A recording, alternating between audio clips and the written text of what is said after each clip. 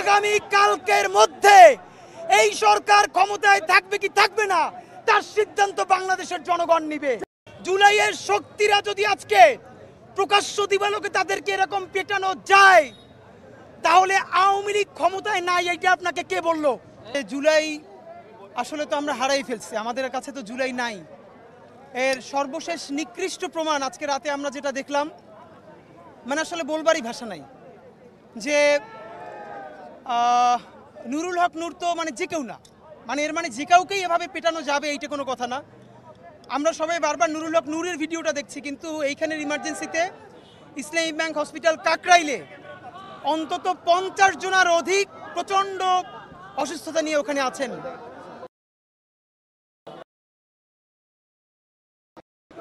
নির্বাচনের ট্রেন ছেড়ে দেওয়ার মধ্যে ঢাকায় প্রকাশ্য দিবালোকে মিডিয়ার সামনে একটা রাজনৈতিক দলের প্রধানকে এভাবে পেটানোই শুধু যায় না, একটা হলো on the spot of the movement আপনি সিচুয়েশন কন্ট্রোল করবার জন্য ধস্তাধস্তি করেছেন, আর একটা হলো কতটা ক্ষোভ কতটা আক্রোশ থাকলে লাঠি দিয়ে খুঁচিয়ে খুঁচিয়ে মারা যায়।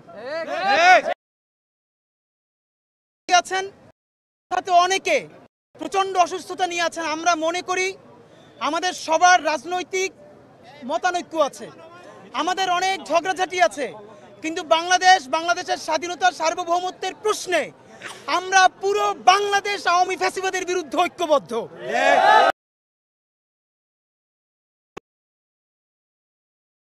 সেই শক্তি ফ্যাসিবাদকে ফিরিয়ে আনবে এবং ষড়যন্ত্র করবে, আমরা সেটা হতে দিব না। আমাদের সাথে গণ অধিকার পরিষদের সেক্রেটারি রাশেদ ভাই আছেন, দেখেন কি অবস্থা। আমাদের বড় ভাই মঞ্জু ভাই উনি আছেন, আরো অনেকে কম সময়ের মধ্যে আসতে চেয়েছেন, কিন্তু আমরা আপনাদেরকে খুবই একটা কথা জানাতে চাই। গত 1 বছর ধরে বিভিন্ন ঘটনায় আমরা কখন ইনকিলাব মঞ্চ থেকে, কখনো এবি পার্টি থেকে, কখনো অধিকার পরিষদ থেকে বিচ্ছিন্নভাবে প্রচুর প্রোগ্রাম করবার চেষ্টা করেছি, কথা বলেছি, কিন্তু যেইভাবে সংঘবদ্ধভাবে জড়িত অনুরোধ করছি দিল্লির সেবাদাসের বিরুদ্ধে এবং আওয়ামী ফ্যাসিস্টদের বিরুদ্ধে বাংলাদেশের যত রাজনৈতিক দল এবং শক্তি আছেন, আজ রাতের মধ্যে সকলে নতুন করে ঐক্যবদ্ধ হন।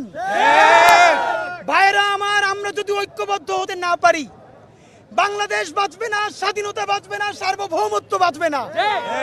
জুলাইয়ের শক্তিরা যদি আজকে প্রকাশ্য দিবালোকে তাদেরকে এরকম পেটানো যায়, তাহলে আওয়ামী লীগ ক্ষমতায় নাই এইটা আপনাকে কে বললো? এখন আওয়ামী লীগের বি টিম নাকি সি টিম ক্ষমতায়, সেইটা আমরা জানতে চাই।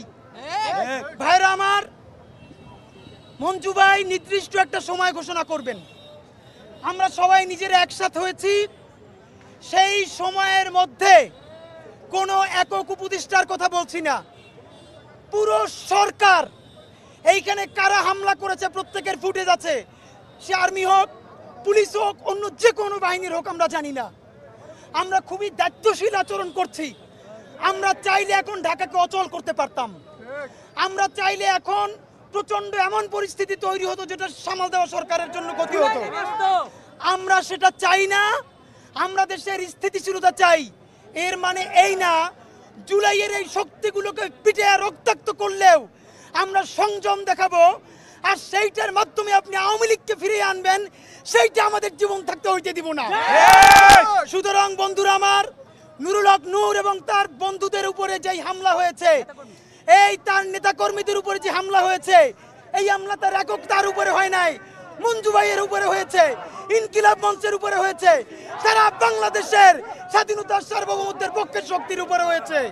সুতরাং মঞ্জু ভাই এখন সময় ঘোষণা করবেন, সেই সময়ের মধ্যে পুরো সরকার আমাদেরকে জানাবে তারা ঠিক কোন সময় এইখানে যারা উস্কে দিয়ে এইভাবে পিটিয়ে আহত করেছে তাদের বিরুদ্ধে কি সিদ্ধান্ত নেওয়া হবে। যদি না নেন, আগামী কালকের মধ্যে এই সরকার ক্ষমতায় থাকবে কি থাকবে না তার সিদ্ধান্ত বাংলাদেশের জনগণ নিবে। আওয়ামী লীগের কোন বি টিম সি টিম ক্ষমতায় রাখার আর কোন দায়বদ্ধতা আমাদের নাই।